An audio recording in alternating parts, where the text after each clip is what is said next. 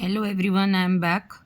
सो last time हमने कुछ discuss किया था related to how love makes you feel strong then weak, and वो एक छोटी सी वीडियो थी।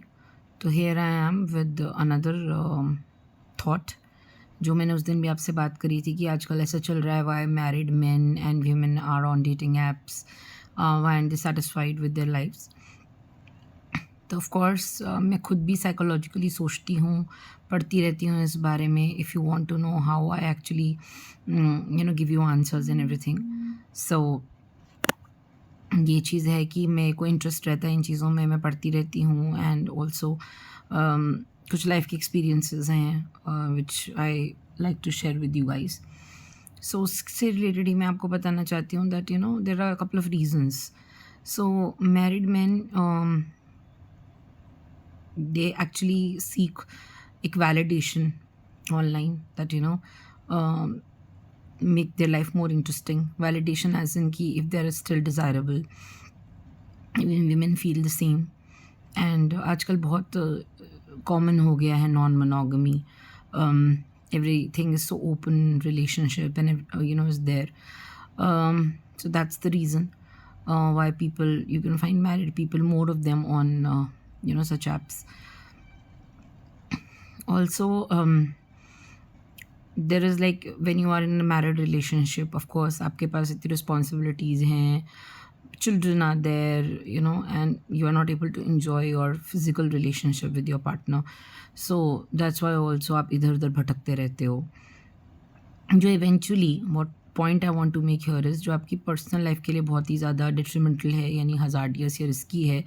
बिकॉज दो आपकी वाइफ को पता है आपके फ्रेंड्स हैं, आपके हस्बैंड को पता है आपके फ्रेंड्स हैं, but at the end of the day relationship कहीं ना कहीं वो स्पॉइल होती है।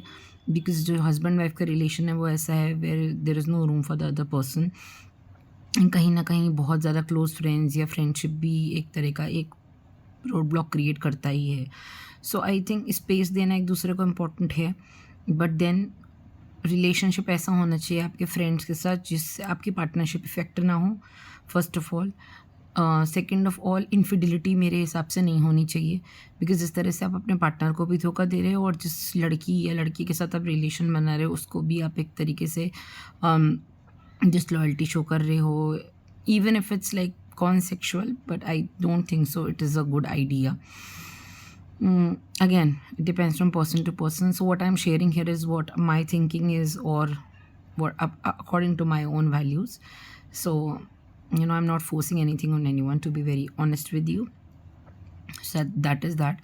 So I think एक space create करना एक with friends, with partners, and एक लिमिटेशन होना बहुत इम्पोर्टेंट है। आप फ्रेंड्स रखिए, उनसे आप अपना शेयर करना चाहते हैं शेयर कीजिए, अगर वो भी शेयर करना चाहते हैं वेल एंड गुड। आप बाहर जा रहे हैं, हैंग आउट कर रहे हैं, you are eating out, you are roaming around and all, but then there should be some limitation. You should not cross your limits as a man, as a woman. And then of course अगर ऐसा हो जाए कि your friends, like if you are a man and your friends are also friends with your wife and vice versa, so that's the best thing. So I think वो एक comfort level होना बहुत important है, and at the end of the day the relationship should not be ruined. And best part तो मुझे ये लगता है कि अगर आपके अपने पार्टनर से नहीं बन रही है, so due to whatever reasons की सोसाइटल नॉर्म्स हैं, मेरे बच्चे हैं, मेरा ये है, मेरा वो है, मुझे तब भी चिपक के रहना है, भले मैं इधर उधर मुँह मार रहा हूँ या मार रही हूँ, वो चीज़ नहीं होनी चाहिए। If you are not happy in a relationship, get rid of it. And अगर आपको रहना ही है तो ढंग से ही रह लो, मतलब ना इधर के ना उधर के, दोनों पाँव में दोनों नाव में पाँव रख के सवार होने से आप सिर्फ डूबोगे ही, कोई फ़ायदा नहीं है। तैरना भी आता होगा तो भी आप उसमें भीग तो जाओगे ही मुसीबत में। सो वाई टेक चांसेस? सो या with that thought, try and be happy with your self. I think best company अपनी कंपनी होती है, बजाय कि हम इधर उधर खुशी या पैर ढूंढते रहते हैं, जो हर एक के साथ एक प्रॉब्लम है। Even I am saying that, but I am also somewhere somehow try and depend on others, which is not a very good idea. So yeah, baki, keep sharing your thoughts, keep caring for one another. That's the best thing. Spread positivity, good vibes. Yeah, see you again with another thought, and next up I'll bring you something about how singles think these days, how Gen Z thinks, and क्या differences हो गए हैं Gen Z and millennial की thinking में on some aspect. So we'll explore that as well. Hope to see you soon. Take care. Bye.